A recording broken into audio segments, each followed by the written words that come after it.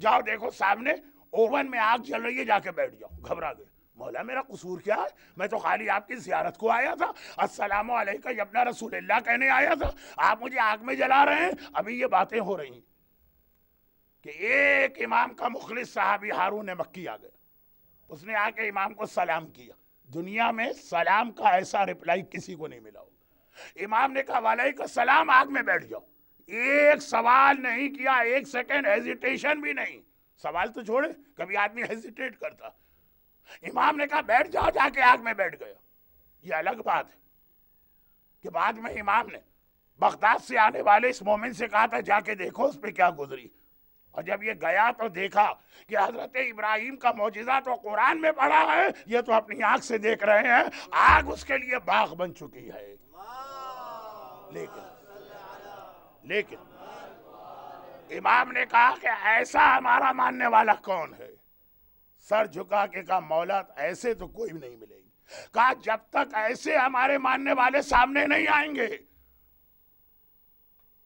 ہم سے کمپلین نہ کرنا کہ ہم جہاد کیوں نہیں کر رہے. اب یہ تو ہسٹری ہے، یہ تو حدیث ہے، یہ تو امام کا واقعہ ہے. شیخ علی کے واقعے کو اگر کوئی اس لیے ریجیکٹ کرے کہ وہ ایک نان معصوم کا واقعہ، یہ تو امام کی حدیث ہے. میسج دونوں کا ایک.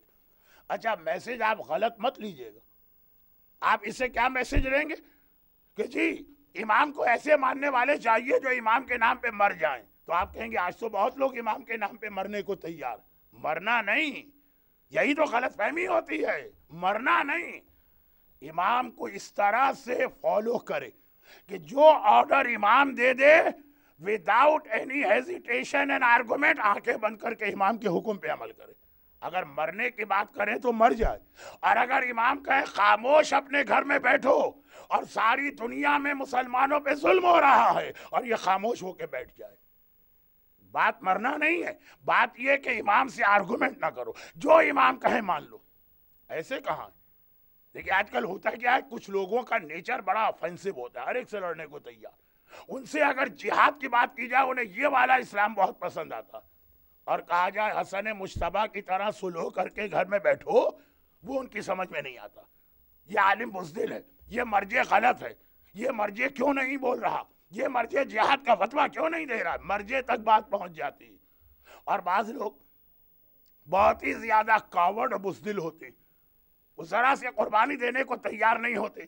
کہتے ڈونیشن ہم سے لے جاؤ، چیک ہم سے لے جاؤ، کریڈٹ کارڈ کا نمبر لے جاؤ، ڈائریکٹ ڈیبیٹنگ لے جاؤ، پیسے دینے کو تیار ہے، جان دینے کی بات نہ کرنا. انہیں حسن مجتبیٰ کی سیرت بڑی اچھی لگتی ہے، ہاں یہ بالکل ٹھیک. کربلا کا حسین ان کو بڑا سخت لگتا. تو اپنے نیچر کو اسلام نہ بناؤ. جو جس وقت حکم خدا آ جائے، جب مرنے کی بات کہی تو مرنے کو تیار ہو جاؤ، اور جب زندہ رہ کر ذلت برداشت کرنے کی بات کی جائے تو زندہ رہ کے ذلت برداشت کرو. خود کربلا کا جہاد دو حصے، part A Hussain, part B Zainab و سجاد. کبھی اس طرح کی پالیسی ہوگی، کبھی اس طرح کی. لیکن کون ڈیسائیڈ کرے گا؟ مرجع وقت ڈیسائیڈ کرے گا کہ اس وقت اس ٹائم پر پارٹ اے کربلا کی طرح قربانی دینا، اس ٹائم پر پارٹ بی سجاد کی طرح صبر کرنا. اتنا اگر ہم اپنے آپ کو چینج کر لیں اور ٹرین کر لیں تو امام زمانہ کی کمپلین ختم ہو جائے گی. امام کی کمپلین کیا ہے؟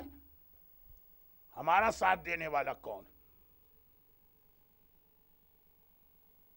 اگر ہم لوگوں کو کال بھی کریں تو کون ہماری کال پہ آئے گا؟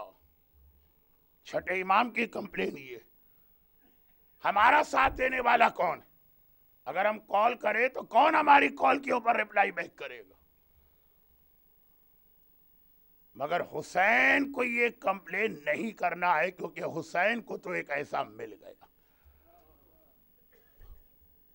حسین کو تو ایک ایسا مل گیا کہ ادھر حسین نے اسے کال کیا، اور وہ کس طرح سے بجلی کی تیزی سے تڑپ کے حسین کے پاس آیا. اور اگر ایک جملہ کہہ دوں، اللہ اللہ، آج بھی کیا اسٹیٹس ہے حبیب ابن مظاہر کا؟ آپ آقا حسین کے سلام کو جاتے ہیں. میں پرسنلی جانتا ہوں کہ اس مجمع میں ایٹ لیسٹ 90% لوگ ریسنٹ زیارتیں کر کے آئے. पुरानी बात तो छोड़िए, इसी पिछले 10 साल में क्या शान देखी होगी आपने हबीब की। हुसैन की जियारत को जा रहे आका को सलाम करना। आज भी हुसैन के रोजे के गेट के बाहर हबीब इब्न मज़ाहिर इसी तरह खड़े हुए। जैसे शब आशूर हुसैन ने सैदानियों के खेमे के लिए एज ए गार्ड हबीब इब्न मज़ाहिर को खड़ा किया था। शब आशूर मसाइब आप सुनेंगे, अभी तो सिर्फ एक जुमला। हबीब कितने खुशकिस्मत हो, हुसैन के पास किसी को जाना हो पहले तुम्हारी जरिए रास्ते में आती है, पहले तुम्हें सलाम किया जाता। कितना हाई स्टेटस है कि सारे शहीदों से अलग करके या एक अब्बास दफन है या एक हबीब इब्न मुज़ाहिर और एक और। मगर असल जो जुमला मुझे कहना है कि ऐ हबीब तुम कितने खुशकिस्मत हो कि तुम्हें करबला में सबसे पहले हुसैन ने याद नहीं किया, ज़ैनब कुबरा ने याद किया था।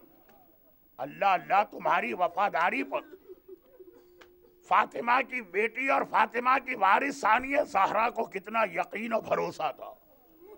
रिवायत यही तो है कि 2 मुहर्रम को हुसैन का काफिला करबला पहुंचा और अब डेट्स आगे बढ़ रही, 3, 4, 5, 6 और हर थोड़ी देर के बाद करबला में किसी आर्मी के आने की आवाज आती है। अभी एक फौज आई, अभी दूसरी फौज आई, अभी तीसरी फौज आई और हर बार ज़ैनब कहती है अम्मा फिज़ा जरा देखना शायद कोई मेरे भाई का मददगार आया हो। और फिज़ा पलट के आती है नहीं शहजादी, ये तो हुरमुला आया, ये तो सनान आया है, ये तो खूली आया है, ये तो उमर साद आया है, ये तो शिमर आया है। हर थोड़ी देर के बाद यही खबर आ रही है। ज़ियारत आशूरा आज आपको याद है क्या? ज़ैनब कुबरा को नहीं मालूम है? वो सारे नाम हर बार फिज़ा आती है शहजादी फौज तो आई है लेकिन हमारी मददगार नहीं, मेरे आका के खून की प्यासी। और जब आखिर में 7 मुहर्रम को शिमर का नाम सुना कि शिमर आया है, एक बार फिज़ा से कहा, ज़ैनब फरमाती फिज़ा जाओ और जाकर भैया को बुला के लाओ। हुसैन को पैगाम मिला, ज़ैनब के पास आए, ज़ैनब बहन इस वक्त मुझे बुलाया गया, क्या बात है? कहा भैया क्या पूरी दुनिया में कोई नहीं है जो मोहम्मद के नवासे की मदद को आए, जो ज़हरा के बेटे की मदद को आए? दुश्मन तो आ रहे हैं, दोस्तों में कोई नहीं है। हुसैन ने सर झुका लिया, कहा ज़ैनब कोई और ये सवाल करे तो मैं जवाब दूं, तुम्हें क्या बताऊं? तुमने तो देखा नाना दुनिया से गए थे, किसी ने हमारी मदद की, अम्मा पे जुल्म होते रहे, किसी ने हमारा साथ दिया, मेरा बाबा मारा गया, किसी ने हमारी मदद की, मेरे भैया हसन का कलेजा टुकड़े टुकड़े हुआ, इससे पहले भी कोई हमारी मदद के लिए नहीं आया, आज कौन आएगा? ज़ैनब ने कहा लेकिन भैया एक ऐसा है कि मुझे यकीन है अगर तू उसे बुलाए कोई और आए कि वो ना आए, मगर वो जरूर आएगा, तेरे बचपने का दोस्त हबीब इब्न मुज़ाहिर। अल्लाह अल्लाह कितना यकीन और भरोसा है सानिया ज़हरा को हबीब इब्न मुज़ाहिर की वफादारी पर। खत लिखा गया, वहाँ शहर कूफा है, दोपहर का वक्त है, शहर में चारों तरफ पहरा है, कोई शहर से निकलने ना पाए। हबीब अपनी बीवी के साथ बैठ के दोपहर का खाना खा रहे हैं। दरवाजे पे नॉकिंग की आवाज आई, दक्कुल बाब हुआ। हबीब ने एक मरतबा पूछा कौन? जवाब आया ना बरीदुल हुसैन, मैं हुसैन का खत लेके आया हूं। तड़प गए हबीब। बीवी से कहा तुम पर्दे में जाओ, मेरे आका का कासिद आया है। दरवाजा खोला, कासिद को बाद में देखा, पहले उसके पैरों को बूसा दिया, इन्हीं पैरों से चल के मेरे आका की बारगाह से यहाँ तक आया, बड़े एहतराम से बिठाया। क्यों आए हो? कहा आका ने तुम्हारे नाम खत भेजा है। खत पढ़ा, एक एक जुमला हबीब का कलेजा टुकड़े टुकड़े हो रहा। मेरे उस्ताद असातिज़ा में से एक नकल करते हैं कि इस खत में एक जुमला और भी था जो आमतौर पे किताबों में नहीं होता। वो लिखते हैं किताब में लिखा कि खत में एक जुमला और था जो हुसैन ने तफसील लिखी, अभी मैं करबला में आ गया हूँ, इस तरह से मेरा घराना करबला में है, मैं तुझे ना बुलाता लेकिन क्या करूँ, मेरी बहन ज़ैनब भी मेरे साथ है, हबीब मेरी मदद के लिए आ जा। भाई ये सुनना, अपनी जगह से खड़े हुए हबीब, کربلا کا رخ کیا، لبیک یا حسین، لبیک یا ابا عبداللہ. آج بھی آپ کربلا میں یہی نعرہ سنیں گے، یہ حبیب کا نعرہ ہے، لبیک یا ابا عبداللہ، لبیک یا حسین. مولا آپ نے بلایا، آپ کا غلام حاضر. مگر قاصد سے کہا کہ حالات بڑے خطرناک ہیں، حکومت کے اسپائی ہر طرف گھوم رہے ہیں، تم ابھی چلے جاؤ، میں رات کے وقت شہر سے چپکے سے نکل کے آؤں گا. اسے رخصت کر کے پردہ ہٹا کے دوسرے کمرے میں آئے. حبیب کی بیوی بڑی بے چینی سے ٹہل رہی. میرے مولا کا قاصد آیا ہے، آخر کیوں آیا؟ جیسے ہی حبیب نظر آئے تڑپ کے کہا، حبیب میری شہزادی فاطمہ کے لال نے تمہیں کیا خط بھیجا؟ حبیب نے تفصیل بتائی. مومنہ تڑپ کے کہتی، حبیب تمہارا جواب کیا ہے؟ اب حبیب کو امتحان لینا، وہی ابراہیم اور اسماعیل والا مسئلہ، بیوی کو اپنے جہاد میں شریک کرنا چاہتے ہیں. چنانچہ کہا کہ آقا حسین نے مجھے بلایا ہے اور میں سوچ رہا ہوں کہ جاؤں کہ نہ جاؤں. بس یہ سننا ہے. مومنہ کو جلال آ گیا، ہاتھوں سے چوڑیاں اتار کے پھینکی. حبیب چوڑیاں پہن کے گھر میں بیٹھ جا، اپنی تلوار مجھے دے، میں جاؤں گی اپنی شہزادی کے لال کی مدد کے لیے. اللہ، یہ جملہ ہے تاریخ میں. زوجہ حبیب کہتی ہے، اللہ یہ دن آنا ہے کہ میرا مولا تجھے بلائے اور میرا شوہر کہے کہ میں سوچ رہا ہوں. حبیب یہ سوچنے کا وقت نہیں ہے. حبیب نے کہا، لیکن مجھے تیرا خیال ہے، میرے بعد کس طرح گزارا کرے گی؟ زوجہ حبیب نے کہا، میری فکر نہ کر، میں مٹی کھا کھا کے گزارا کروں گی، لیکن میرا شوہر فاطمہ کے لال کی مدد کو جائے. ہاں، جب آقا کی خدمت میں جانا تو ایک وعدہ کرنا، اپنا سلام بعد میں پیش کرنا، پہلے میرا سلام میرے آقا کی بارگاہ میں پیش کرنا. اور آدھی رات کا وقت آ گیا. حبیب نے اپنے غلام کو گھوڑا دے کر پہلے سے شہر سے باہر بھیج دیا تھا. خود بڑی مشکل سے نکلے. جگہ جگہ مختلف پولیس اور آرمی کی چیک پوسٹ ہے. باہر نکلے، دیکھا مجھے دیر ہو گئی ہے. میرے غلام نے گھوڑے کی گردن میں باہیں ڈال دی ہیں اور کہہ رہا ہے کہ شاید میرا آقا نہ آ سکے. اگر میرا آقا نہ آیا تو میں اکیلا تجھ پر بیٹھ کے محمد کی نواسے کی مدد کو جاؤں گا. حبیب کی آنکھوں میں آنسو آ گئے. ایک مرتبہ کا، مولا ارے آج یہ دن آ گیا ہے کہ ادنا غلام مشکل کشا کے بیٹے کی مدد کی بات کر رہے ہیں. بات بہت لمبی ہو گئی تو بس آخری جملے. ایک بار حبیب کربلا پہنچے. یہ 2 محرم کے بعد کربلا میں حسین کا پہلا کوئی مددگار آیا ہے. سارے لشکر حسینی میں خوشی کی لہر دوڑ گئی. ایک بار حسین کے سپاہیوں نے نعرے لگائے، عباسی علمدار نے اپنا علم حبیب ابن مظاہر کے سر پہ لہرایا. خوشی کی آوازیں خیمے میں گئیں. زینب نے فضہ کو بلایا، فضہ آج پہلی مرتبہ میرے بھیا کے لشکر میں یہ خوشی کی آوازیں کس لیے ہیں؟ فضہ نے کہا، شہزادی میرے آقا کے بچپنے کا دوست حبیب ابن مظاہر آ گیا ہے.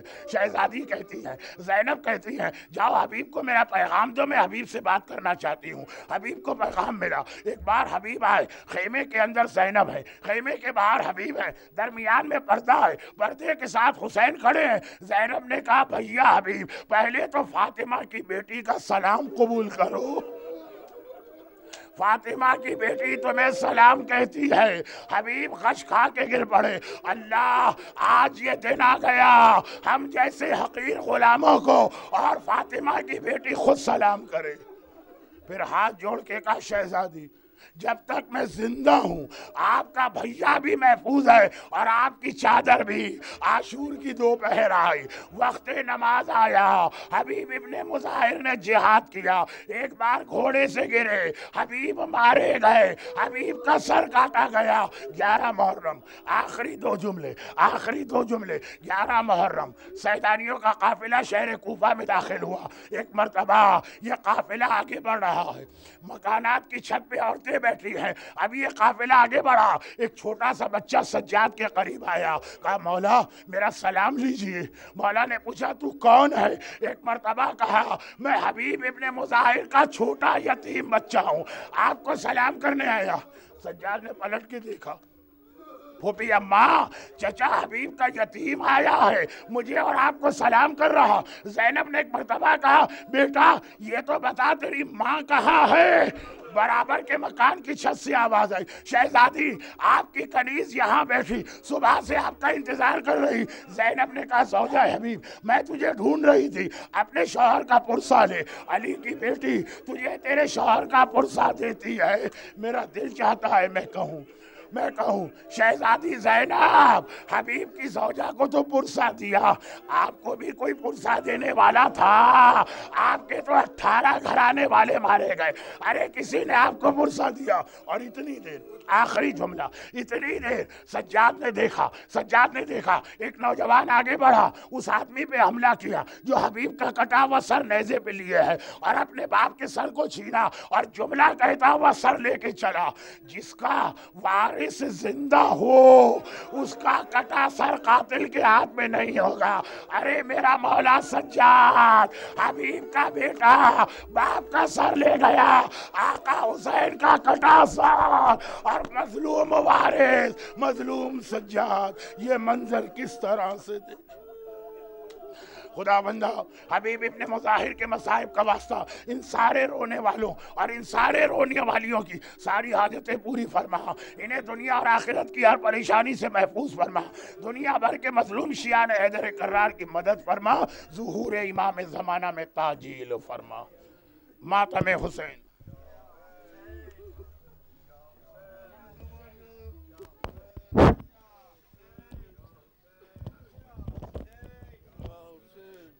حسین یا حسین یا حسین یا حسین کہتے تھے شاہ خدا میرے پیارے حبیب کہتے تھے شاہ خدا اے میرے پیارے حبیب دے گئے تم بھی فراق اے میرے پیارے حبیب کہتے تھے شاہ خدا اے میرے پیارے حبیب